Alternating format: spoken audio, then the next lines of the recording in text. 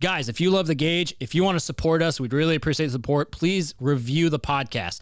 Apple, Spotify, all the platforms have reviewing now. Audible, if you're doing it there. But specifically Apple and Spotify, we really appreciate the reviews. It's an important factor in us growing the podcast. Thank you for listening. This episode of the podcast is brought to you by Rock and Roll Denim, Bill Fick Ford, the WCRA, and Resistol. Guys, another year has ticked by. Challenging year, but there was somebody you could rely on if you needed a new Super Duty pickup, and that was Bill Fick Ford. Once again, the #1 Super Duty dealer in the entire country. You guys have seen what's going on in the car business, in the truck business. You're seeing trucks being sold for thousands above MSRP. Well, if you go to Bill Fick Ford, it doesn't matter where you are at in the continental U.S., he will take care of you. He will stand by the product, and he will not take advantage of you. Guys, Bill Fick Ford is the only place you can go in 2022 for a no-bull discount. Bill Fick Ford. Guys, it's that time again. Rodeo Corpus Christi will be one of the largest paying rodeos of the entire year. That's $550,000 with more than $50,000 promised per discipline, with no entry fees. Rodeo Corpus Christi will be the first stop of the WCRA's Triple Crown of Rodeo. The only way to qualify for Rodeo Corpus Christi is by nominating your rides or runs with the WCRA.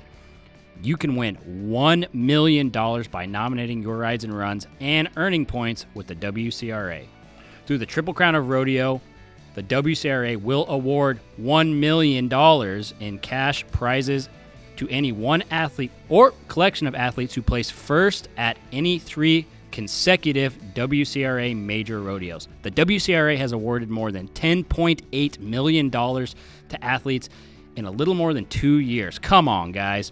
To learn more, just visit WCRArodeo.com and learn how you can earn a spot at Rodeo Corpus Christi and possibly be Rodeo's next millionaire. Boom. What sets Resistol apart is the legacy of the cowboys who wear the brand. These traditions are passed down from fathers to sons, from heroes to future champions. Since 1927, Resistol has been handcrafting the finest American-made cowboy hats. Generation after generation, we live it every day.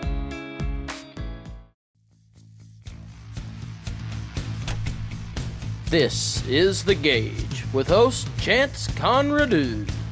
Are you freaking serious? It's Conrado.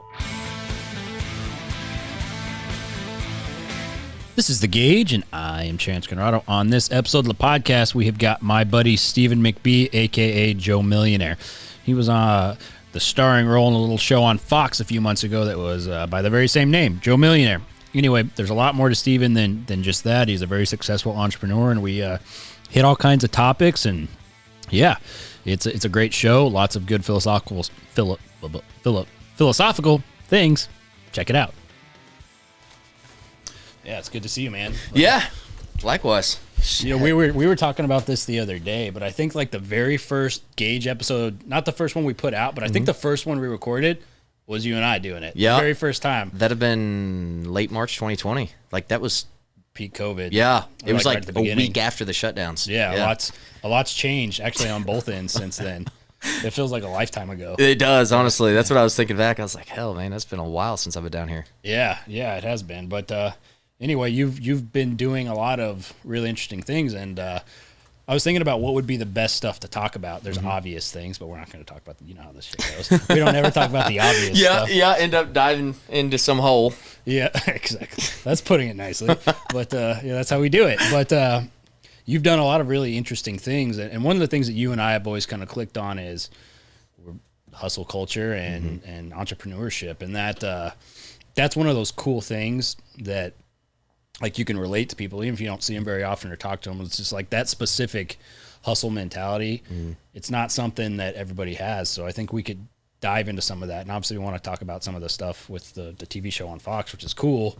But definitely like the least interesting thing about you is that you did a TV show. Yeah. I love the entrepreneurship side of things. And I think it's something that, like you said, you and I relate on a whole different level. So yeah.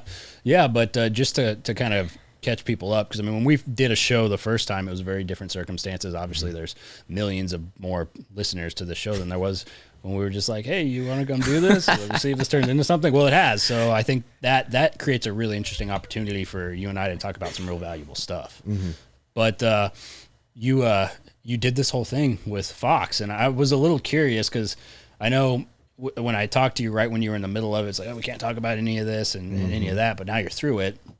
And I've got friends who did The Bachelor, and it was the same thing. Like, after, you're kind of free to speak. Yep. But yeah, how did that all come about? Because initially, like, it was not a very Steven thing to do. No, not at all. In fact, it's about the polar opposite of who I am and what I'd be interested in. So in January of 2021, a random DM came in on Instagram. I had no idea who the company was. They'd mentioned they were a casting company that Fox had hired to find this particular fit for a TV show they had. And it was all based around entrepreneurs, people that were more career-oriented, and to put the relationships on hold for a bit. And so, at first I wasn't even going to respond. But then I'm looking at the companies that I have, especially Apex, which is, a nationwide company, direct-to-consumer model. And I was like, I hate to say that I'm going to go on the show for an exposure and for the platform, but that was the sole purpose behind it. Initially it really was. Why wouldn't it be? I mean, I personally think there's nothing wrong with that. Yeah, and that's, I was more curious than actually interested in the TV show. Dove into interviews and then, started to find out how legit it actually was and how big of a show it was. And then when I got up to the Fox executive team and they started talking about budget, I was like, okay, this is actually pretty legit. Was there a screening process where they were looking at you and obviously multiple other people? The guy that you did it with, my wife, she took one on the chin. She watched it for us so she could give me the cliff notes. But I was like, you're going to have to do this because this is not, it's my boy. It's like, it's just not for me. I got to be honest, I didn't watch the episodes. Why would you have to? But she watched it. She's like, this is pretty funny because, my friend Luke Pell, he was on The Bachelor and he came out of it and he wished he had never done it. So I'm curious what your...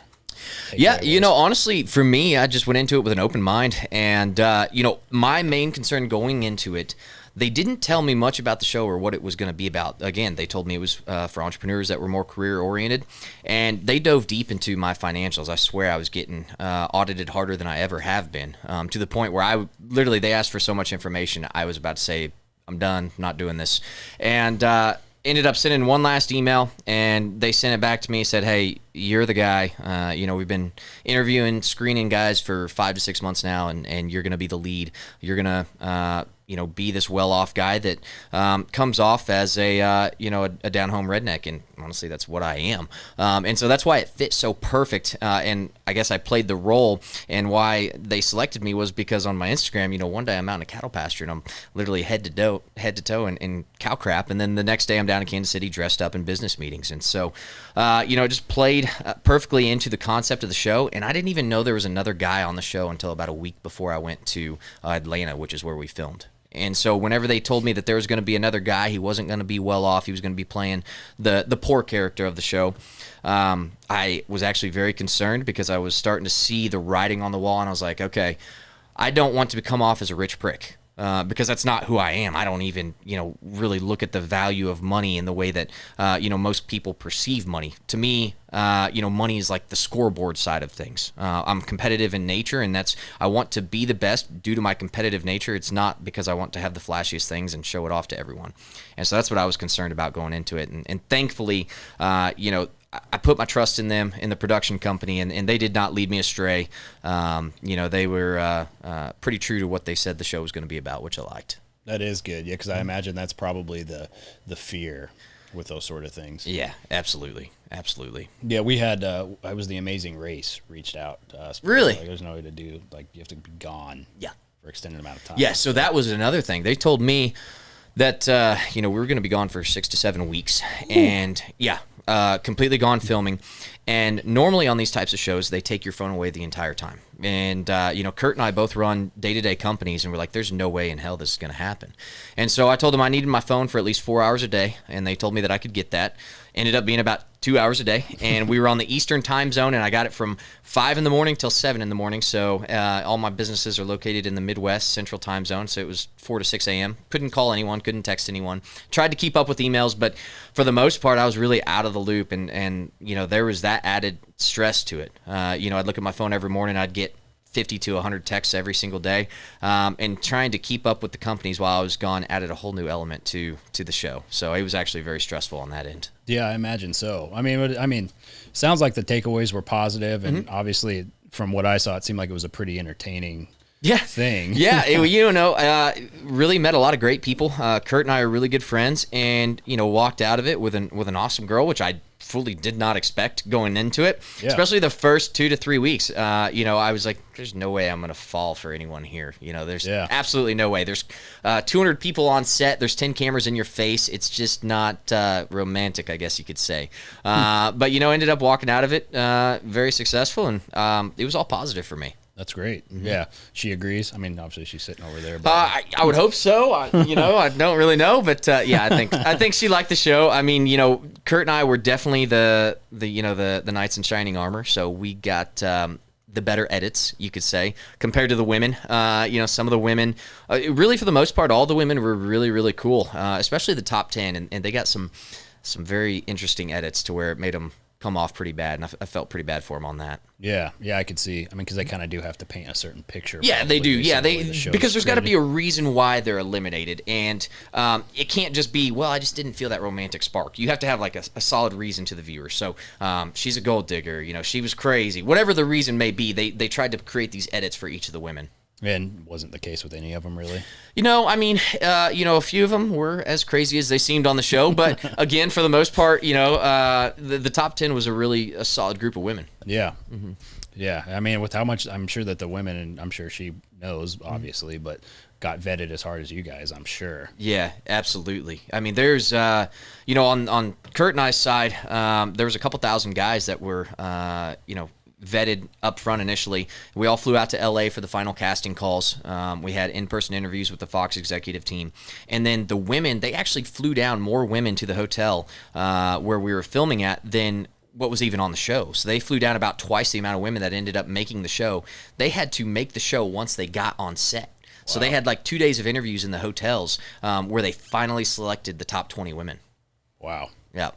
That's crazy. Yeah. Well, yeah, and it was funny because I think you must have just finished recording it, maybe, or just had got done when I ran into you when we were in Missouri. Yeah, we were still sneaking around. Met up there in Jamesport, Missouri at the little country cupboard. That would have been November, and we finished the last couple weeks of October. Yeah, that was just a couple weeks after filming ended. Yeah. So everything was still hush-hush. I was still with Kala, and so we were trying to hide everything. We weren't supposed to be out in public. We snuck more public trips than we should have, and thankfully we got away with it. I was nervous every day that TMZ was going to find some photo of us together out in public, but thankfully that didn't happen. Yeah. Well, I mean, it's pretty interesting, and I could see any exposure like that's good for branding, and it makes sense on why you would do that. I hope, I mean, you didn't have any people that you thought were your core people come against you for it, because I know that did that happen? No, thankfully it didn't. But yeah, that was the big risk going into this deal is, I'm going to be elevated on this platform, going to have this exposure. And again, that was that trust I put in the production company, because I was like, this is either going to be great branding or this is going to ruin my reputation.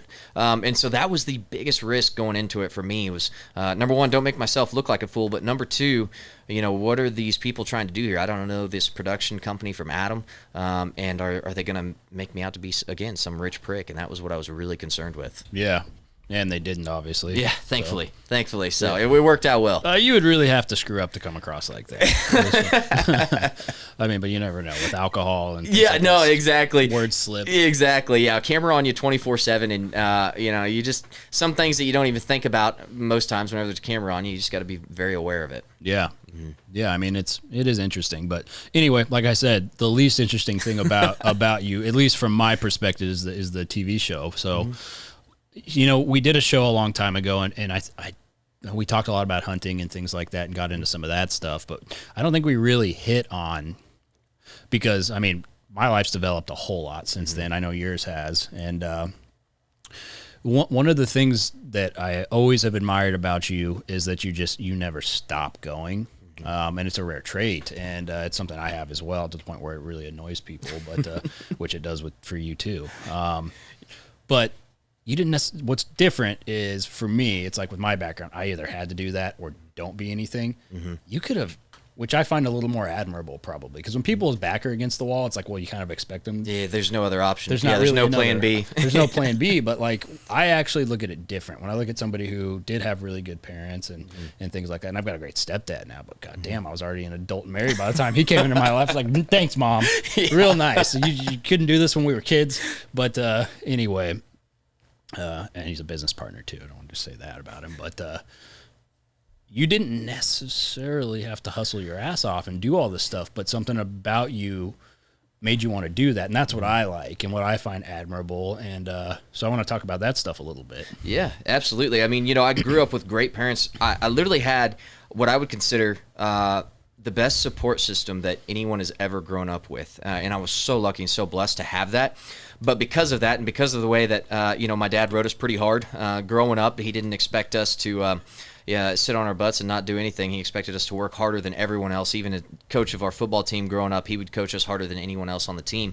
But because of that support system that I had and still have to this day, I've always felt like it's my obligation and duty to live up to that potential. I've literally been blessed with a 1 in 100 million support system.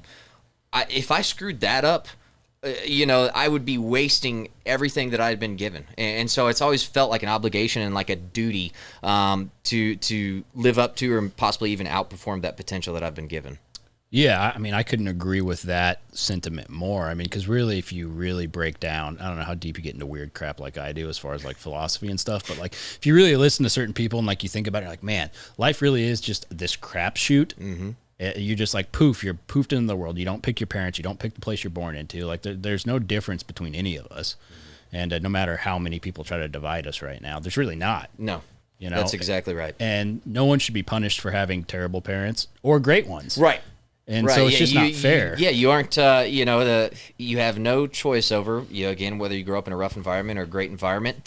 And it's just kind of luck of the draw, for lack of a better term. And so, it's really dependent on each individual. It doesn't matter where you start from. It's all about how you finish. And so, again, I've just always felt that obligation. It's almost been like a curse in some way, because it's like this unrelenting, attitude. And I'm sure you feel this too, where it's like, you hit your goals and then you're like, my goals aren't good enough. So the finish line moves further and further away. And you're like, I'm realizing that I'm never going to catch this potential or these goals that I have in my mind. And just realizing that that's part of the journey is, if you ever caught up to that point, you'd be unsatisfied.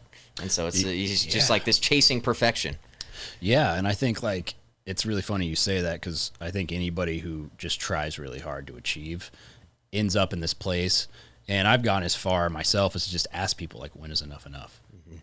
Talk to anybody who's achieved at the highest levels. Mm-hmm. They always say never. Yep. The answer is always never, because, I mean, imagine, like, let's say that you got every single thing that you wanted, which you probably can't define. I know I can't. Mm-hmm. Then what? Yep. Then do you just drop dead and die? I mean, what's the purpose? Yeah. Did you just reach the level of divinity that apparently exists out there, and you just drop dead? Yep. Yep, that's exactly right. I mean, that's what, my dad, my brothers, and I always talk about it. It doesn't matter what we have in life. We're never going to retire. We're always going to continue working. We love to work. And I can't remember if it was Rogan or Jocko that talked about it. They said, I've come to fall in love with pushing the rock up the mountain. And the day I would get the rock to the top of the mountain. Jocko. Yeah. Yep, it's Jocko. He's like, what do I do then? Then I just roll it off the mountain and push it back up again, because that's where I fell in love with the process was, that struggle that, sometimes you take one step forward, 2 steps back, but it's all about that journey up the mountain rather than the destination itself. Yeah, it is. And you cause a lot of, at least I have, and I'm sure you have too, because I can think of some just bullshit conversations, even just over messages. Because when we do this, especially if I haven't seen somebody in a while, I try to like remember things we've talked about for contextual reasons. And it's like, I just remember you had said something to me in a message one time about like, I just got to prove everybody wrong. You had said something. I don't remember what it was. And I was like, yeah, fuck me too. And really it's not true actually. You don't have to prove anything to anybody but yourself. And most people get really caught up in proving things to people or looking a certain way to people. I know I did. You probably a little different because of your background, but you know, is that something you've struggled with? Is that something you've had to break kind of through in different times? Yeah, I mean, you know, growing up, especially in high school, you know, I feel like I've always had this chip on my shoulder in how I lived my life, and I thought throughout high school that I was trying to prove people wrong. And once I got out of high school, I'm like, who am I trying to prove wrong? Everyone in my family supports me. All my friends support me in my business ventures. So like, why do I have like this almost anger and like chip on my shoulder? And then I realized, you know, it's actually a reflection upon myself, and I'm trying to prove myself right, and that I can live up to this potential. And so I've taken that chip on my shoulder. I still have it, but it's not about, you know, taking on the world and proving people wrong. It's just about proving myself right and living up to that potential. Yeah. I mean, I think everything, and people forget how much of an individual journey life is, right? Like you get in relationships and you have family and you have people around you, and sometimes you get caught up, or it seems like, at least sometimes I say this stuff and I say we, and then sometimes it might just be me. So I got to be careful when I say that, but where you get so caught up in living like these joint lives, like you have that piece, right? Like you've got these things that intersect with people, but you're kind of born alone. You die alone. You know, your thoughts are your own first thing in the morning and when you go to bed. It's like life really is an individual journey. Like you grace people with your presence, and other people grace themselves, you know, grace you with their presence, but everything is like happening between our ears. Yeah, absolutely. Like that for me, especially over the last, I'd say 4 to 5 years, you realize how much it's all on you for life, right? You know, again, we talk about it doesn't matter where you're born, whether you're born to a successful family or unsuccessful family. You realize that conquering life or being successful in life is all about winning that battle between your ears. And that's something that I've really taken to heart over the last couple of years especially. And just realizing if you can conquer that battle, that is the toughest battle you will ever face, is the one between your ears. And if you can try to win that, you're not going to win it every day. Like everyone that stands up there and acts like they're on a pedestal and says, oh, you know, I've defeated those bad thoughts in my mind. I wake up positive every single day. And that's BS. I mean, there's just no way to it. I don't care how successful you are. You always have those doubts. You always have those days, those anxiety, you know, those anxious moments where, you know, I've had, it's been a roller coaster. Obviously, all entrepreneurship is a roller coaster, but there's been days where literally in a 24-hour period, I will feel on top of the world like, man, you know, we are just cooking right now, doing so well. And the next day I'm like, is my business going to make it? And that's in a 24-hour period. So then you take that to, you know, a lifetime span or an entrepreneurial span where you're, you know, 40 to 50 years in the workplace, and you just realize how much of a daily struggle winning that battle between your ears is. That's unbelievable. And like, I could even go, it could be an hourly basis. You know what I mean? It's like one phone call, some good news, and then one phone call, some bad news. It's like, this is it. It's over. We're done. It's like, how do I file for unemployment? Can you even file for unemployment if you employ? Like, wait, I don't even know how to do this stuff. I know. You know what I mean? Yeah. It really is. It's, you know, it's funny. Like there's a good example, and I know you know this because you're looking for properties. We're both doing that at the same time. But I just got back from Austin, and I found the perfect property, and it was great. It might have even been the right price, probably a little more because it's Austin. But and then you get a phone call, and it's like, well, actually, and you're like, it's done. It's over. Yeah, we're never gonna get past this. It's the end of the world. You know what I mean? Yeah, I've realized that it doesn't matter what business you're in. You know, every time I get into a business, and I'm like, oh, you know what? You know, this is going to be passive income once I get this thing going. Everyone talks about passive income. They do. There's no such thing as passive income. The minute you stop caring about your baby dies, and that's in any business realm. So that is such a good point, because that's all anybody is looking for right now. Oh, it's all over Instagram is, oh, how do I get this passive income? The other day, someone messaged me because we're building out a bunch of these car washes, and they're like, oh man, I hear that's really passive income. And I'm like, I've never heard of passive income. It doesn't matter. So we build out these car washes. We have, you know, hundreds and hundreds of problems and issues throughout construction. We get through construction, these things start to operate, and then new problems arise. It's every single day. You just have to flip that mindset of, if you're in business, you're going to have problems every single day. That's what you are paid for. You're not paid for being glamorous on Instagram and posting yourself in cool cars or, getting all these material items. You're paid to solve problems, and those problems come about every single day. Well, and that's the great thing. That's what's so funny, because if you look at on Instagram, and I purposely, like, you have an Instagram presence, I purposely don't. Mm-hmm. For one, I would be terrible at it, so I just don't do it. But no one is telling the truth. No. On this, no one's telling the truth about anything. I mean, even because you understand how it works, but even like you're putting out good stuff because it catches people's attention, but that's not the truth of what you do at all. No, not even close. My Instagram posts, I mean, I probably need to be a little more real with it, but and I feel like I post for the most part, waking up early, the daily struggles that we deal with. But even my Instagram's a glorified highlight reel of my life, and that's what people look at my life, and I get all these messages and like, oh, I wish so badly I was you, or man, your life looks so good. And I do have a great life. I love my life. But I have the same struggles. Everyone has problems. It's just size of problems and what those problems happen to be about. And so that's just, you just have to fix it in your mindset that every day you're going to wake up. My dad and I have this saying that every morning we get out of bed, we put on our boxing gloves because we know there's a fight coming. We don't know where it's coming from, but there's a fight coming. And that's just life in general.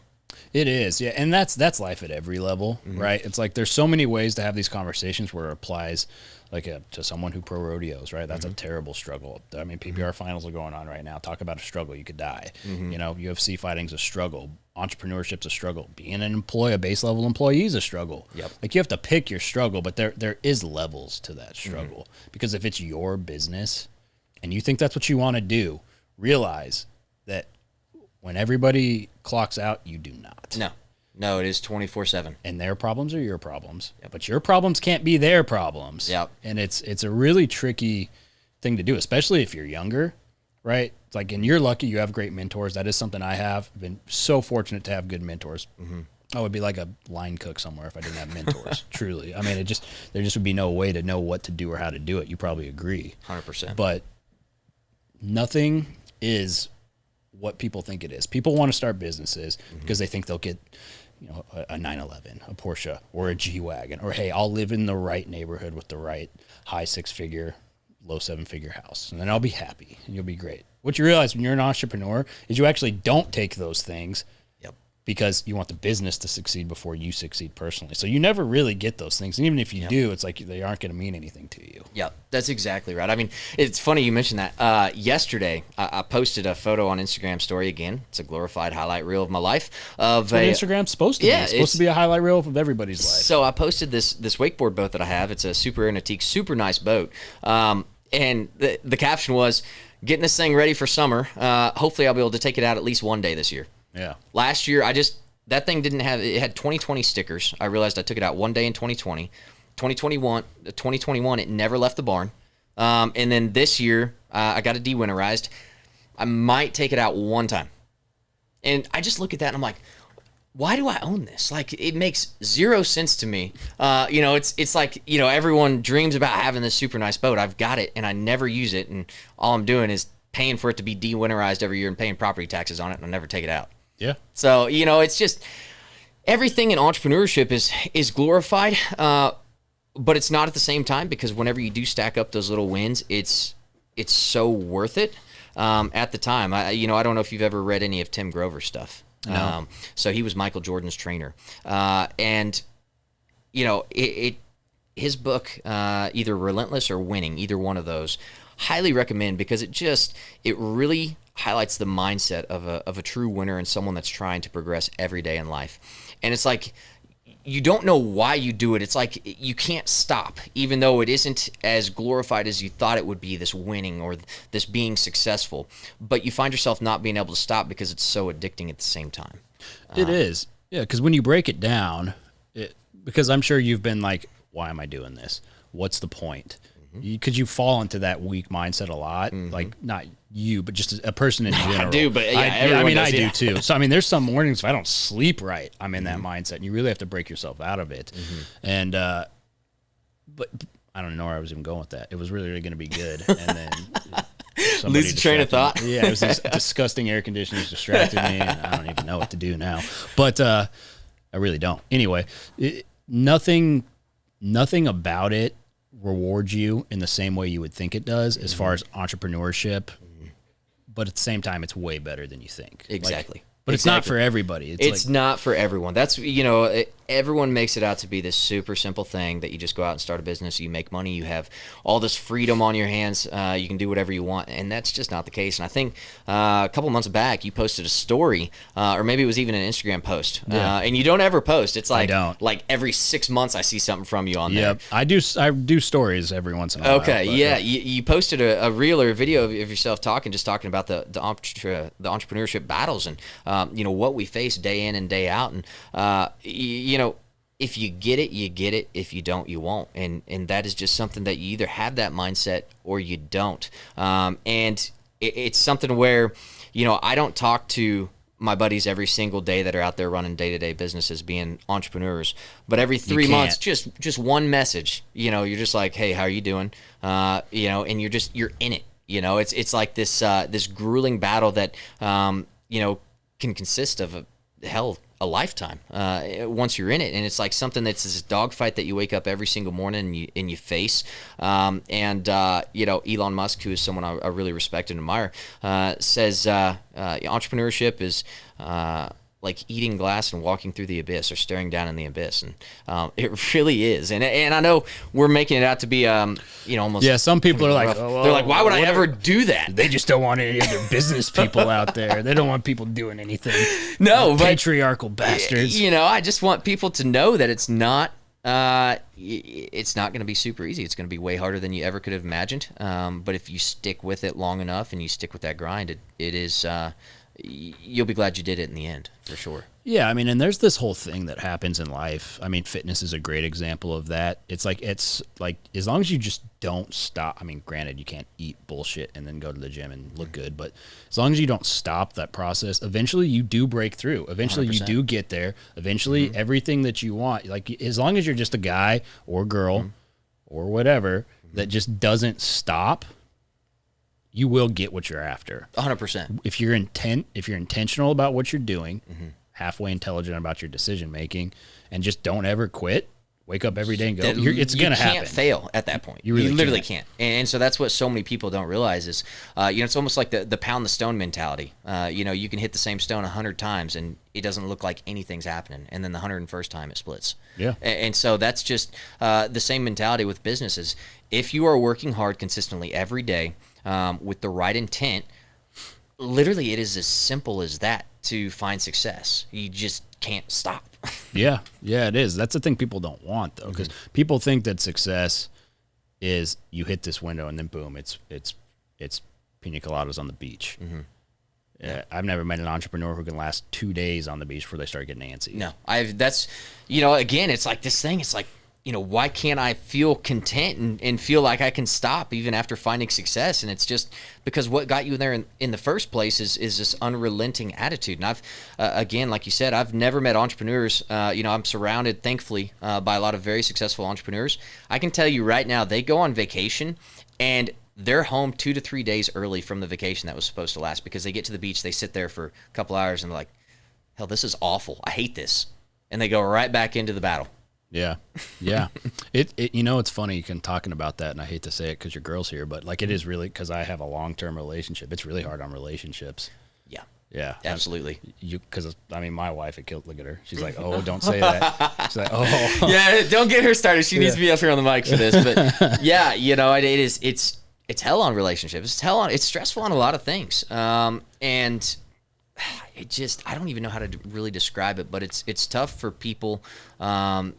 Looking in from the outside, it's almost like, again, it's like you're chasing perfection and you'll never achieve that perfection. So every single day you grind, and it's hard for some people to understand, and hard for me to even understand myself. But I know that's what I wake up for every single morning. That's why I do what I do. I can't imagine any other way. No, yeah, I certainly couldn't either. And kudos to you for doing it, wife and kids. Dude, I cannot imagine the whole journey. Well, I knocked my then girlfriend wife up. I'm very open about it, but when I was like, we were in college, and so the whole thing for me happened with that. I don't know how. As hard as success is, being a single guy working on nothing but a career day in and day out, to do that with girlfriend, wife, and kid, kudos to you. There's no such thing as balance.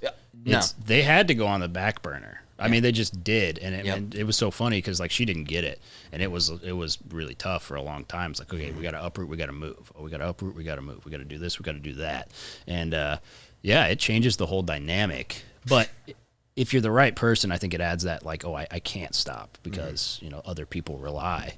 But I mean, you decide. That's what I mean. Kind of the underlying theme is you just go and you don't stop. But guys, rock and roll denim has absolutely changed the game when it comes to the performance and style in Western jeans.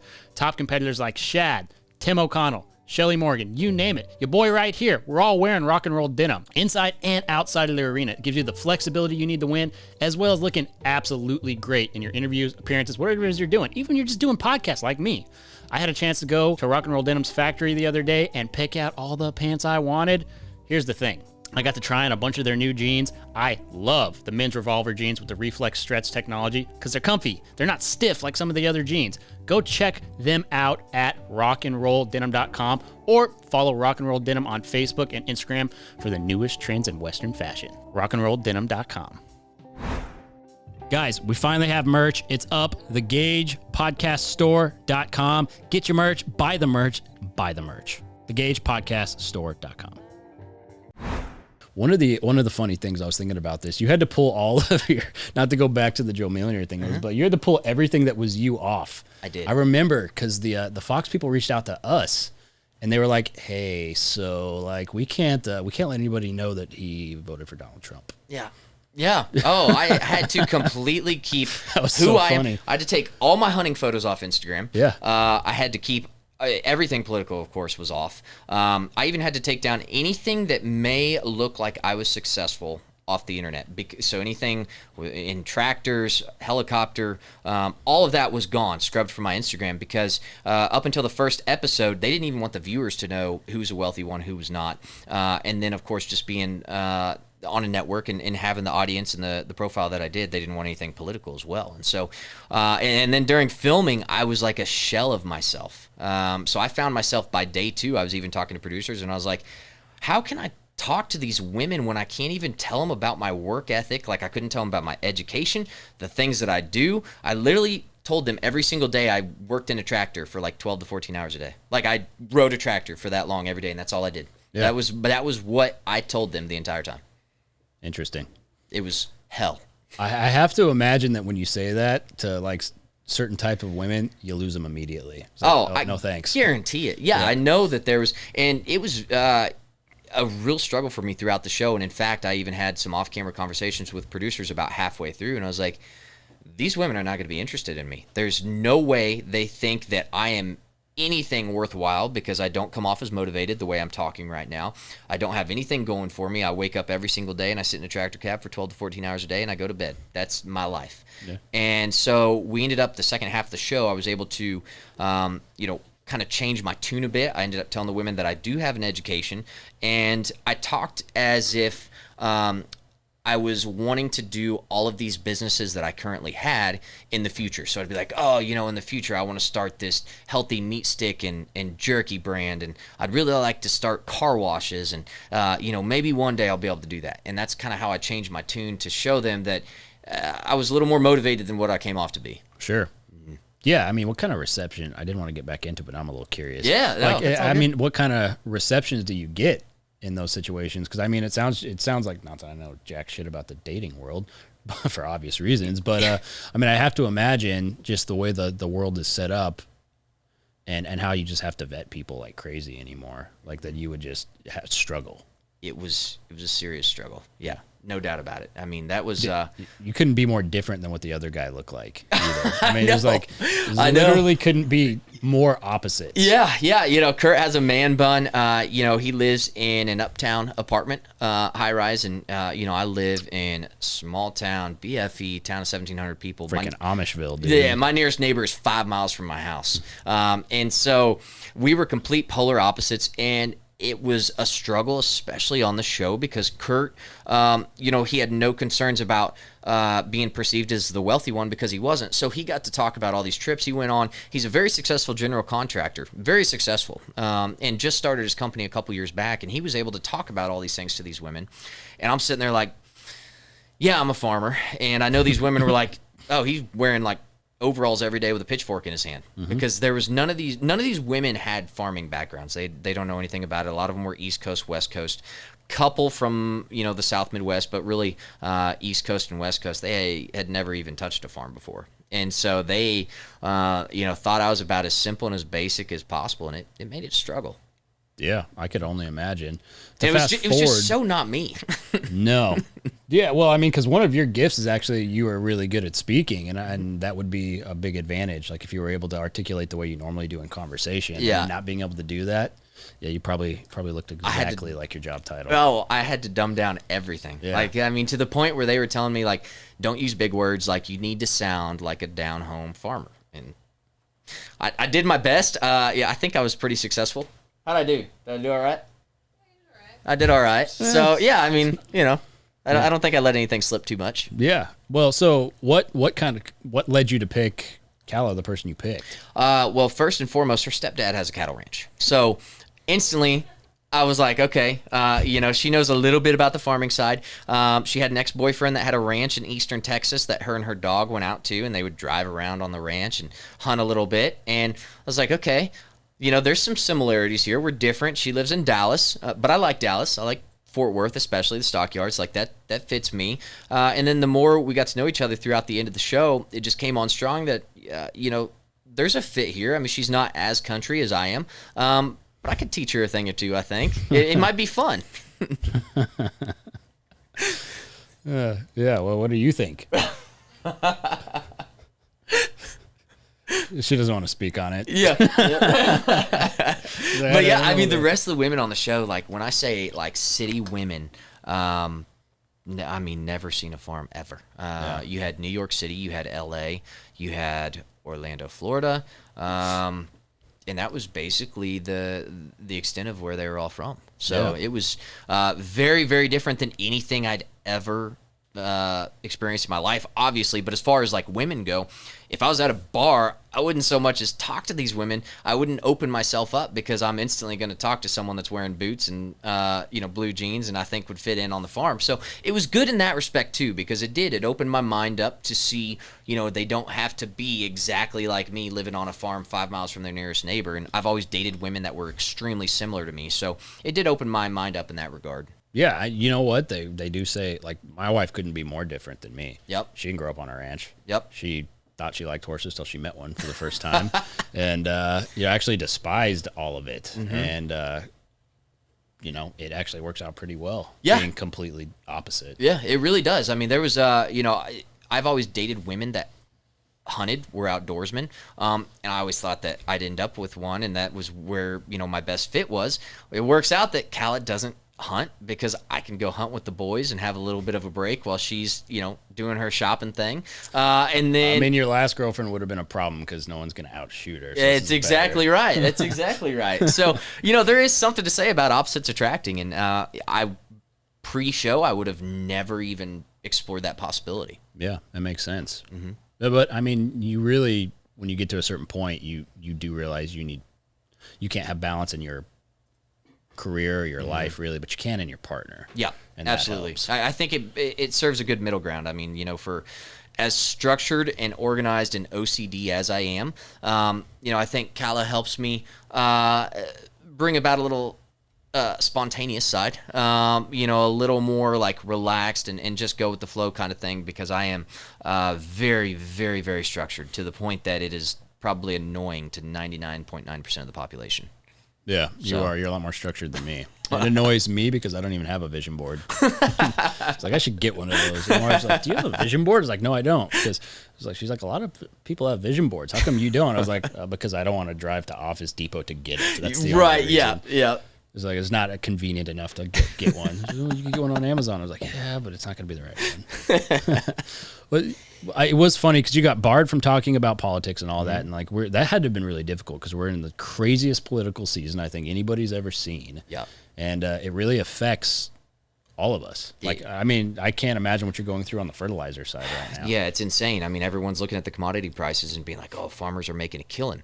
What they don't understand is the input prices have risen so dramatically to the point where our margins were better off pre-COVID and pre all this, political BS. And so we're actually worse off than we were before. And so, talking about these types of things, and also whenever I'm dating, one of the first questions I ask is, hey, what's your political leaning? Because it's very important to me because it explains a lot about character and how someone's going to think about a certain situation. And I couldn't ask that on the show. No.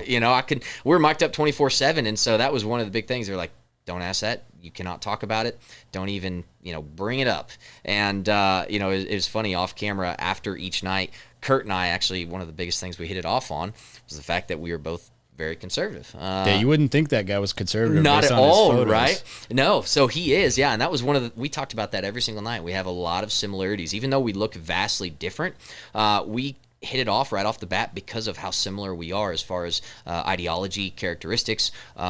I guess you could say almost conspiracy theorists, even though these theories are proven true. So Oh my God. Conspiracy facts at this point. It's bad. Yeah, it's bad.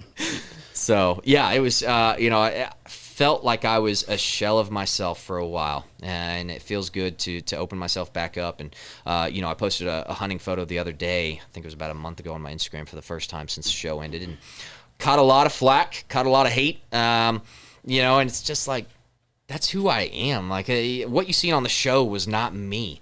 I didn't talk about anything. I'm pretty damn outspoken when it comes to my opinions, my beliefs, and who I want to be as a person. And I couldn't talk about any of that on the show. Yeah, well, yeah. I mean, and I get it from their standpoint. It's like you really do. Although, that only goes one way, right? You have to be balanced, and you can't talk about right-leaning things. But the other way, it's like every major corporation is taking giant stances on this wokeism crap, getting punished for it in the stock market. But it's pretty ridiculous how one-sided things are. I mean, it like to the point where, and I feel like I'm not necessarily like hardcore all the way right when it comes to some beliefs as far as what people can do with their bodies and whatnot. But hell, it makes it hard to even listen to some of the left-leaning mindsets and some of the things they say. You're just so far off and so different. It just, I can't even about talk to them anymore. No, and you know what? It is tough because I really try to be open-minded on a lot of things. Really try, because I really like seeing other people's perspectives. Absolutely. And as long as you're not encroaching on what I do, how I do it, and vice versa, I'm fine. But you actually are. That's what you're doing now, and that's why you've hit this point to where it's so illogical in my mind, and I'm sure yours too, with what you're demanding of everyone, but not holding yourself accountable to, that it just doesn't make any sense. And we've allowed this seed to take over to the point where it's grown into this massive tree of destruction. I mean, that's how I see it. I mean, it is. We've hit a point of economical destruction and sociological destruction in this country that it's going to be really tough to recover from. But I mean, I'm pretty optimistic because like you're seeing some turns. Are you optimistic as well? Yeah, absolutely. Absolutely. I mean, there is, it's gotten to the point where I think it's hit this pinnacle of woke ideology. And I don't think we could get any more woke. And I think even left-leaning people, leftists are starting to see just how ridiculous, true liberalism is. Well, it's the opposite. Yes. Like the liberalism is actually okay. It's the leftism that's crazy. The far It's left. So, it's so exactly. nuts. And like you said, like what Kala and I were talking about today is coming off the show. I was like, okay, I've got this big platform now. I'm going to keep everything political off. I'm not going to try and make anything divisive or say anything that I don't need to be saying. It's gotten to the point now where it's like, screw it. I mean, I'm going to talk how I want to talk and say what I want to say because in my mind's eye, I don't care what you're doing with yourself, with your body. That's your deal. But whenever you impose on my beliefs, impose on what I can do, that's where we have a problem. And that's just what you have with these far left-leaning, what you have today with the far left. It's just not like honestly, if I were born in like the 70s, I mean, there's a whole big part of me that probably would be a liberal. Mm-hmm. You know what I mean? Yeah. They were for the people. They were about real equality, not the bastardized version of equality that they're trying to preach, where you can never attain it, and you have to punish somebody for this word that you can't even properly define. Right. But like that, it was a good party. Yep. But it's dead. It's gone. 100%. Right. It's gone. It's completely so switched. far gone. That's what again, I talk about Elon Musk because I respect the hell out of him, and I think no one's perfect, but I agree a lot with what he wants. He's kind of like Batman for the business world, right? Yes. He's like Iron Man for us entrepreneurs. It's like we're doing these things that like we think are really, I mean, I don't think it's big based on scale, but like we think it's pretty big, and then you see that dude. It's just like we laugh about it all the time. That's the epitome, and he's not willing to stop. So like, there's zero chance that any of us middle class businessman, as I would call him, if you're comparing him to the richest man in the world. Yeah. We can't stop. He doesn't. No, but not at all. That's it's funny. We talk about it all the time. Whenever we face a problem with the car wash, we're like, we're just trying to wash a freaking car. We're not trying to build rockets like Elon. That's like our saying whenever we come up to a problem. We're trying to wash his creation. Yeah, exactly. I mean, there was an article posted the other night about, I believe it was SpaceX, and Elon was talking about his weekly 10 p.m. meetings with his engineers to overcome some problems they were facing on the rockets.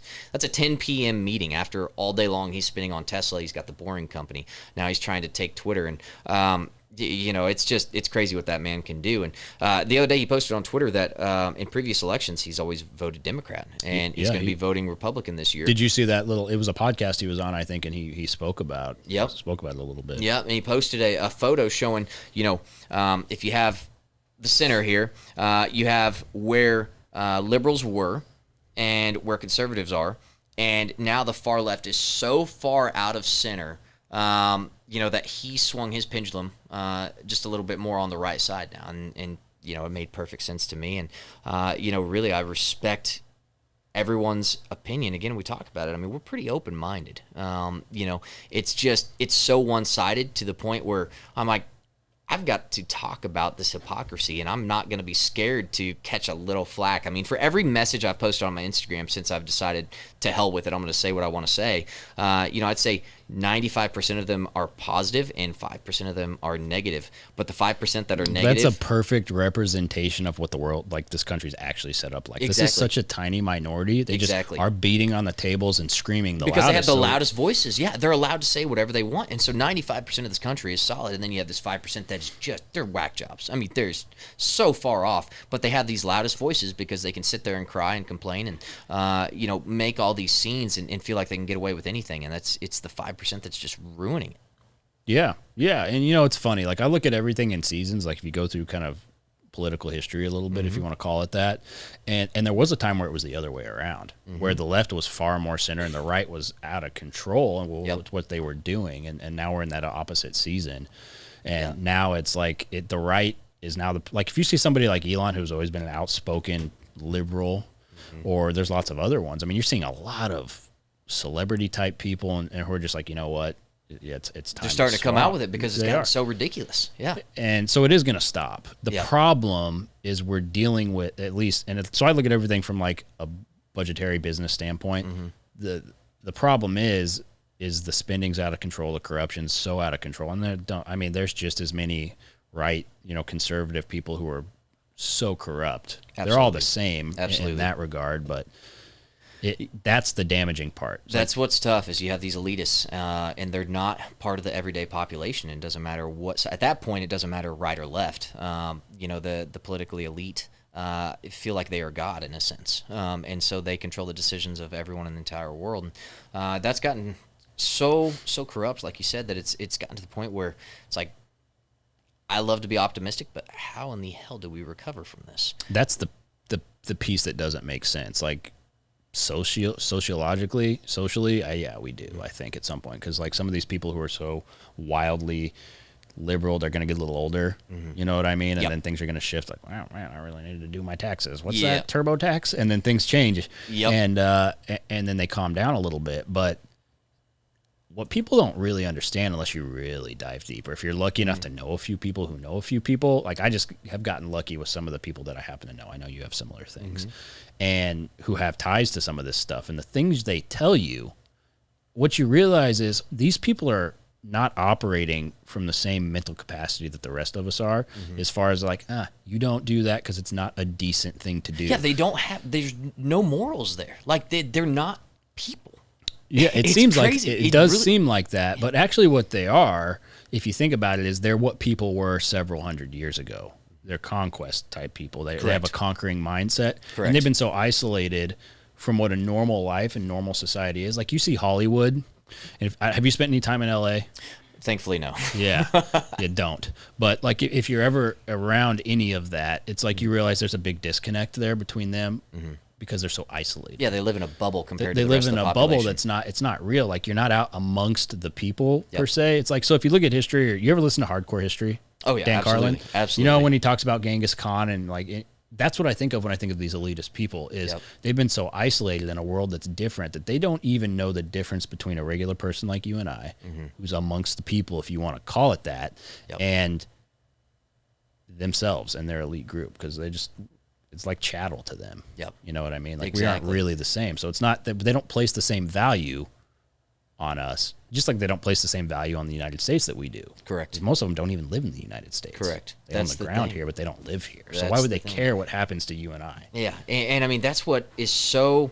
If you take a step back and look at some of the trivial issues that they have brought up, to cause this division in the country, it's such trivial issues that the actual country is divided on. For the most part, everyone sees things through a similar lens, and it's these very small, minute issues, but they are just driving a stake in between, the right and left, and really, it's all for their own gain. And again, this was something that 3 and 4 years ago, everyone would call it conspiracy theories, and it's been proven to the point that it's no longer theory; it is fact. There's just no doubt about it. Well, and here's the thing that you realize is, yes, they may be isolated and separate, but they're not any smarter than you and I, which means they slip up a lot and information gets out and gets leaked. I mean, they're certainly nowhere near the level of intelligence of an Elon Musk. It's like, it's the same ploys. Yep. Not the tactic, they only have like 3 plays in that book. Yes. And they try it on Literally everybody. I mean, they're trying use it it. on Elon Musk right Yep. now. Yep. Really? But there's a whole group of people who are just, well, he must have done it. Yep. It's like, you really... Like, this isn't that played out to even where you're questioning it. They're not. Like, you could ask certain people, and they're gonna be like, "No, he it's 100% not did it. something Yeah, that you question." And it's Yeah. like, really? Like, this just happens now? Why didn't it come out before? Yeah. Doesn't really make any sense. So it's the same thing. They Yep. did it to Rogan a few months ago. I was gonna say it. Literally, it blows my Same mind. I thing. posted about it this morning. I'm like, you could call this happening a month ago, and Elon did call it a month ago. I mean, it is literally just the exact same play that they're using out of their playbook that they have 3 to 5 plays that they like to use. Yep. And it's because it works. I mean, it's they're working on. Say they you get can't fault them for using it. No, 'cause, I because mean, it works. It does work. I mean, say they get 30% of the population with each time they use that play. Eventually, they're going to build up to where they have the majority. Yeah. Yeah, we had a guy on this show. This was a long time ago, but he was in the Secret Service for like 30 years. You know, he watched Clinton, he watched Obama. He was like one of the heads of the Secret Service. Anyway, he got really deep into some of the stuff. Was really lucky to get to talk to this guy. It was really like one of those things that you remember because he had such good information. And he had been talking about how they've been kind of indoctrinating people to get to this point for decades and decades and decades, and that they had laid these plans out, which I thought when he was telling me, I was like, maybe. This was before the election when he was on the show talking about that. And then now, when you look at the outcomes and what's happened, it's like, no, I think that actually does make sense. Yep. I mean, even some of the weird crap, like too much fluoride toothpaste, it's like, I could see how that has a hormonal effect on people and makes them more docile. It's like, shit, I can believe anything at this point. Yeah, I know. It's literally, it all has seemingly come true. And I mean, in my opinion, I think it's again that conquest, how people were a couple hundred years back, and you have these generational families, and you have these lifelong career politicians. It's the equivalent of what kings were Yep. and emperors were, right? Yep. It's like those things have always kind of existed. Those bloodlines didn't just disappear. Mm-hmm. I mean, and then you get too deep in this stuff, and then people start really rolling their eyes. I'm like, okay, you crazy rednecks. But if you actually look at history and then some of the science stuff, because that's something that people like. Let's say you're a conservative-ish. I would say conservative-ish for me, because there's a lot of really corrupt Republicans, but. That wouldn't change if you would still be conservative. That's just the party that represents conservatism. It doesn't mean that if you can still be conservative, but you don't need to be a Republican. If that makes sense. Yeah, I'm conservative-ish. So I said what I said because that's what I meant about myself, because I have some liberal views. I would reword the way that you said that then. Wait, which way? Sorry, you lost me there. Sorry. What? I Rewind? reword the way that you said that. Yeah. Conservative-ish is what I meant. Kind of liberal in some ways. Kind of not conservative in some ways. I would not call you. All right. Yeah. Well, that's because you want me to be honest. I'm just saying. Yeah, that's just because we have very different views. But anyway, I think people should be able to smoke weed in the street. I don't give a shit. I think if somebody wants mushrooms, they should be able to buy mushrooms. Yeah. Someone, if two dudes want to get married, that's on them. It doesn't affect me one way. Two dudes, two women. Do you want to marry? That stuff doesn't actually matter. No. Right? No. Like whether you marry a man or not doesn't make you have good or bad character. No. To me, it's like that's a complete bipartisan. Like that's a non-factor. That has nothing to do with anything. It's that trivial situation that the elites are trying to drive as because I don't even really know that many people who care. Like at least not around at any age. It's like that's not actually an important metric of if somebody's good or bad. It isn't. And there might be a whole group of like Westboro Baptist-y people who are really stuck on this piece of a biblical text or whatever. But like that doesn't, like you can be a really, really fantastic person and be gay or a lesbian. You could also be a really horrible one. Correct. Right? Like it doesn't make any difference to the type of person. And I think that's a message that is used to divide people, because there's a certain group of far right, which is just as bad as far left. 100%. They're just not as loud and don't have the platforms, but they're just as bad. I would say otherwise on that. I would say that far right have a lot bigger audience than the far left does. They might have a bigger audience than Disney, and bigger audience, bigger exposure. They have much more influence than a far left figure would have. Just from the way that you've seen algorithms on Facebook, especially, that's where a lot of far right-wing stuff really thrives. But it's stuff like that. I must be getting different Facebook ads than everybody else, because I've never seen far right stuff on Facebook. That's how, because you say off it, but a lot of people that do use it consistently, that's where they find a lot of stuff, and even thrives on Twitter too. It's not just isolated to Facebook. I would say that the algorithms are based on engagement and emotion, and what stronger emotion is there than anger? And so, you have the far right and the far left, and what they speak about drives so much anger, driving engagement, which is what, these social media companies want. They want you to spend time on the platform, and how do you do that? You increase the engagement by increasing the emotion. That's exactly. Well, and what you have to realize about these companies is they are companies, and when they started, because there was a time period where they were really, really limiting what right-wing information was put out. They saw a huge decrease in users and the attention rates, and so that they flip-flopped it. And I think there's some things where you actually see Facebook talking about it, but one thing that you have to realize about all these companies is they need both to keep themselves going. And they went super left, and they lost all these people, and are like, oh shit, that was a bad idea. Now they're coming back, and like just anything that is too far either direction is the poison. Correct. Right? The center point is the best point to be. Correct. Absolutely. And we all go down if this whole thing fails. It doesn't matter if you're right, left, gay, straight, whatever. If you think I should think one way and I think you should think the other way, or vice versa, that's the problem with the far ideologies. They don't realize that we're all in this together. Yeah, the left and right hand are connected. So if you take one of us out, the other's going to feel it too. Yeah, but I mean, there's the ghost hand, which is these elite people, or it seems that way, that it doesn't matter if to them, if Ty could get struck by lightning and it would be done, I could get struck by lightning, then no one's going to shed a tear. It doesn't matter.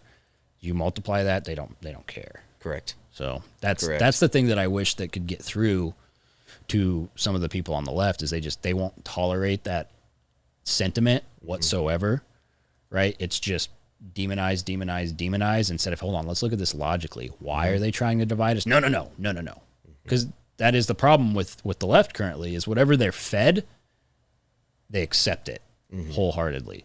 And then you're the enemy. Correct. You're the enemy. That is and then there's no listening at that point. There's no common ground. It's not everybody. Like there's individuals you can do that with, but by and large, it's a lot of screaming. Yeah. Again, most of these things that you're saying go both ways. It's not just one way. It goes both ways. To make sure that you don't feel like I'm not, that's why I keep saying both sides. I know, but on that one, you were saying one side. I was just specifying. It is worse on the left. You're not going to agree with that because you happen to be on the left. See, and then if I say it's way worse on the right, you would not agree on that either. On the far right, certainly, but they're the same. But not the center right. There's a whole wave of center right now where there's not a huge wave of center left. At least not a loud center left. I'd still say there's all right. Again, we'll never get anywhere when we talk about stuff like this because we just never. No, I'm just saying. The point, right?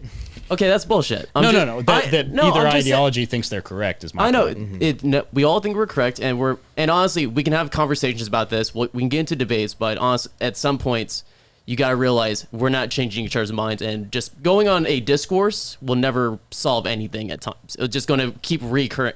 It's just going to keep the discussion going longer and longer and do nothing.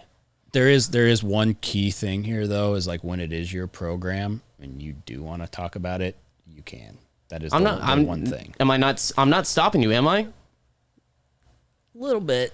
Okay, I wasn't saying that between us two. I was stopping the conversation between us two because it wasn't going anywhere. I agree.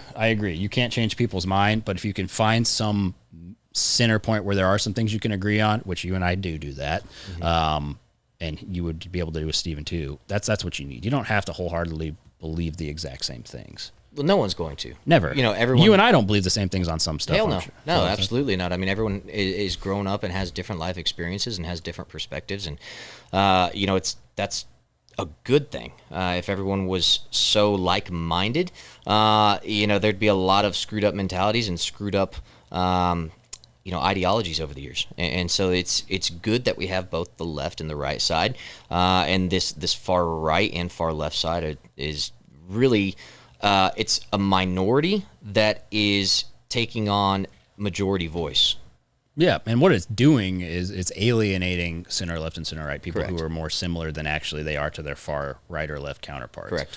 Like, Ty, you and I are a lot more similar in a lot of our fiscal beliefs and things like that than you could ever be with the far left or I could ever be with the far right. I don't identify anything with the far right. You don't. No. I think another issue that I think you discussed this before with at least with far right is there a lot of people on the left, just in general left, would assume that some of the beliefs of the far right are the normal right. I think the same does apply with your guys' perceptions of the left, where you guys think some far left ideologies are a sum of the left as a whole, when that's not the case. I think that goes both ways as well. There's a lot of things that we both talk about that apply both ways. Oh, absolutely. Well, everything does if you look at it through the correct lens. But that's why, like, if you re-listen to the show, which you will when you edit it, you'll hear me saying that there's a lot of good things about classic liberalism. Like, liberalism is not a bad thing. It's meant to balance conservatism, but... Yeah, you'd have a bunch of greedy corporate world people if it was nothing but, the right side. There'd be a serious issue there. Yeah, but those greedy corporate types, they just changed the hood at different periods. Right now, they're taking the hood of wokeism. At some point, they'll take up, the far right again. Like, that's the problem, is that's actually what's happening. But anyway, what was that show? You were on a show. Well, that's it. That rabbit hole there will get you going for a while. Oh, it's an endless topic. It is. But there's a lot better things to talk about than that. It's just, you get real passionate about it because you see how it affects things. Mm-hmm. You do. But anyway, you can't solve it, at least not from these seats. No, unfortunately, we have a voice and a platform, but it's not much in the grand scheme of things. And, it's something that I think if a lot more Americans had a conversation where, and I think social media jacks it up a lot. I really do, again, because of those algorithms that are trying to get engagement, which are based on emotion. So what you're seeing the most are the people that are the minority that speak the loudest. Yeah. So. Yeah. If you had to give, going to completely switch it, but if you were to give somebody advice, let's say they had the right mindset, they were the right person, right? Advice on how to proceed and how to get, in a little bit more detail than you just have to do it. Like, because you have come up with ideas for businesses. You have started businesses from the ground up and kept them going. Some of them are still young, but I mean, they've made it through a lot of the trials. When you're looking at doing things like that, what is the process to start that, in your opinion? And if you're a kid with an idea, how do you start that? Yeah, I'd say first and foremost, start with your MVP, your minimum viable product. So you have to test your idea to see if it's going to work. That'll save you a lot of time. But in order to test it, it is all about action. Like, action is everything to starting a business. And I used to struggle with this so much. I'd come up with so many good ideas, or what I thought were good ideas. They probably weren't at the time. But I would just drift. So I'd be like, oh, I want to start this business. I'd kind of dive into it a little bit. I'd dabble in it. I wouldn't actually get the business off the ground. They'd be like, oh, my next idea. And you just have to realize, like, you can't get bored with an idea that you fall in love with. You have to stick through it, test it out, see if it's going to work, and really take action on it. There's a lot of people don't understand that success is very boring. Like, very boring. Consistency is very boring. I wake up, I do the same thing 95% of my days. I eat the same things 95% of my meals. And that's what you'll find is that these people that you look up to on social media that are so successful in business, they're doing the same thing over and over and over, and it gets boring. But that's what this entrepreneurship journey is about, and what success is all about, and how to really ensure that you can become successful. Yeah. Oh, I couldn't agree more. One of the things that you're really good at, or at least I perceive you to be really good at, is because you are running multiple businesses, is balancing those multiple companies. That's something I do. I certainly struggled with it with this, where one of my business suffered because I was putting too much into this one, and figuring out how to actually, again, you can't really have balance in what your days look like. But how do you go about balancing multiple entities to make sure that one doesn't die on accident? Yeah, so I would say for the most part, my organizational skills really help me to, split up my time properly. And every single evening, I think one of the biggest things that, sets me apart and has helped me move ahead in life, as opposed to some people who have started out, my age with businesses, is every single night, I am working on tomorrow's to-do list. And I know that seems so generic and so simple and so basic, but being able to schedule your days the night before really allows you to win the day every single day. Whenever you realize, like, everyone's like, oh, I don't have enough time in the day. I don't have enough time in the day. You do. You just don't realize it. And it's because you aren't scheduling out your days. You're losing too much time, whether it be on social media, watching TV, whatever it may be. If you keep to the schedule you created the night before, you get a lot done. And it takes time. Again, everything takes time. You always overestimate what you can do in a year and underestimate what you can do in a decade. And that's the case in every business scenario. And I would say, even 2 to 3 years, you'd be amazed at how much you can accomplish if you just keep getting after it day after day. Yeah, that is 100% right. Yeah, consistency. I'll take consistency every single day over this, ass on fire, getting after it, kind of roller coaster ride of, super motivated. I'm going to do a lot today. The whole grind culture thing. Mm-hmm. Yeah. Yep. Which is also another lie to try to get you to watch the video. There's not. You can't burn something at both ends. No. But you can jog. Yep. For a long time. I apply the 80% rule to everything I'm doing. To my diet, I don't expect to be 100% perfect to my diet, but I'm going to stick to it 80% of the time, and I'll be able to see results. really the work that you put into your companies, if you're consistent 80% of the time, you're going to find success over an extended period of time. That 100% all out sprint every single day, it's not sustainable. It's just not. I've yet to see it from anyone, 100% of the time. So the 80% rule will guarantee that you will have success in the long run. I think that's a key to having more of a somewhat balance in life. 80% of the time I eat right. 20% of the time I don't. But I never let things stack up. So if I have a bad meal, I never stack it up with another bad meal right after that. I'm right back on track right after that.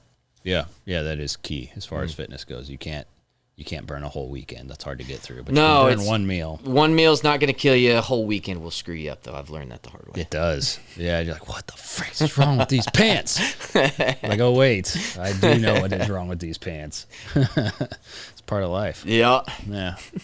But, I was just on another podcast talking about the same thing. But fitness is like, if you're starting at nothing, I know somebody, when they listen to this, and be like, oh, you just said that. But it is so true. It's like there's nothing else you can control. You're starting at ground one. Maybe you're 16 years old. You haven't even had your first freaking drive-through job or whatever the hell. I never did do that because of farm kid, ranch kid. Yep. There wasn't even one around to do it at. Yeah, I don't even have one within 30 minutes of me. But you can control your physique and what you eat. And that is such a good metric.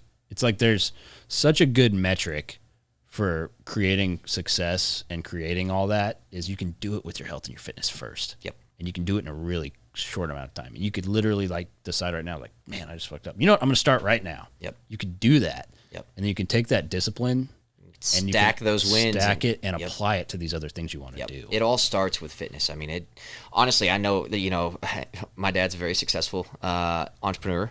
He's about the only guy I know of that literally doesn't care about fitness or anything, that has made it successful. And for me, fitness is where I get my mindset to accomplish everything in the business world. If I'm eating right, if I'm working out, I feel better about every aspect of my life. And if I fall off the wagon for a bit, it seems like everything kind of follows suit and falls off a bit. Yeah, even the day, I dread having a rest day because I know I'm gonna be 2 hours behind on my mental acuity because if I don't go to the gym, but you got to take a rest day. Yeah, and I like doing it during the week because I like to work out on the weekends longer. But if you, it sets everything up properly. You know that getting up at 5:30 or what, I know you do. You go earlier than me, but my day starts later than yours. Come out farmer. Yeah, but I can do the 6 a.m. when you're doing the 4 a.m. Yeah, but it still has the same effect. Yeah, absolutely, it does. And one of my buddies, who's a very successful entrepreneur, told me something that stuck with me it still sticks with me to this day, is that it doesn't matter if you're rich or poor. It doesn't matter, how much you've been given in life. No matter where you're at in life. Everyone has to work on their fitness. That is something that you control internally, and that's something that every single person out there can improve upon is their fitness. And that really is the key to starting the snowball effect momentum one way or the other, good or bad, is starting with that fitness and starting with a regimen on it. It is. It truly can change the entire way that your life transpires. Mm-hmm. Yeah, or expires. Yeah, because you could lose a lot of life by not good or bad. Yeah, absolutely. Yeah, so I think that's one of the best pieces of advice that anybody who's achieved anything. And you hear all of your wildly successful people that we're all listening to, the Jockos, the David Goggins, the Cam Hanes, the Rogans, all the people that Ed Milet, Andy Frisella. Yeah. I could go on and on and on and on about Andy people. Frisella is the freaking, everybody does 75 hard. I haven't actually done that, but everyone else that I know has done it. But I love his message. And all of the people who think the way that you and I think, or the people we surround ourselves think, they all pretty much listen to the same people, and they all have the same freaking message. Yep. And they are way more qualified to say it than you and I are. Oh, yeah. I feel, like an idiot even talking about it compared to some of those guys. Yeah. But it's the truth. You find consistent elite performers. It's not a complicated recipe. It's the same thing over and over and over. And you listen to all these guys' podcasts, and you're like, man, they're all sounding the same. Well, that's because it's the success formula. It's not rocket science to figure it out. No, yeah, that's the best point ever. Is you listen to all of them, and the message doesn't change. No. It's the same. Mm-hmm. And if you listen to them week in and week out, you're listening to the same thing. Yep. But that's because that's all they're freaking is. Yep. There's not another thing. Nope. And so when we're searching for the other thing, it's like there's not. There's no secret formula to success. It's literally right there in front of you. And all of these guys have talked about it on their podcast to the point where, like, I'm listening to every single one. I'm like, I heard him say that exact same phrase on this podcast. 8 different guys all saying the exact same phrase. It's because they're all talking to each other. They've all figured out this secret formula to success. And it's, what we've laid out here in this podcast. Yeah, we're saying the same thing they're saying. It's just they should say it more. They should say it more. They have more right to say it, but we're Yeah, I feel like I'm like giving off secondhand information here. So yeah. It is. It is. But every subculture or person needs that information. Mm-hmm. So the people listening to this show need it just as bad as maybe they don't listen to those. Yep. At least that's how I rationalize speaking on heavy topics. Well, Steven, I'm glad you were able to stop by. Yeah. And, keep hustling and I'm sure we'll be sending our messages every 3 to 4 months. That's how it goes. That's what it's funny because friendship is it's one of those another thing that people get overly attached to, right? Like the whole idea of going out every night, the whole Family Guy thing. You're at what's that town they live in Family Guy? What's the town? Quahog, yeah. And they go to the Quahog bar or whatever it is, and it's like, is that scene every night? And, they've been doing that since 1999. It's like, I've literally never done that. Yep. I've never on a weeknight, like, just met up with 5 buddies and, like, let's shoot the shit at the bar. Yep. Not once in my life have I done that. Not once in my life will I do that. So, yep. Yeah, my version of friendship is, dude, you're killing it. Yep. My best friends, 3 to 5. people I consider the closest friends in the world, shoot them a message every couple weeks. Like, what's up, man? All good? All good over here. And that's it. It's all it's supposed to be. Yep. I'm good with it. I am too. Well, thanks for having me. I enjoyed it. Coming. Yeah, absolutely. Appreciate you guys. This has been The Gauge, hosted by me, Chance Conrado, produced and edited by our guy, Ty Yeager. Shout out to the executive producers, Dustin Pointer and Cody Denton. Marketing and content produced by Riley Chone. Make sure to rate and review this podcast, as well as follow The Gauge on Twitter, Instagram, and Facebook. And make sure to subscribe to The Gauge wherever you get your podcasts. We'll see you guys next time.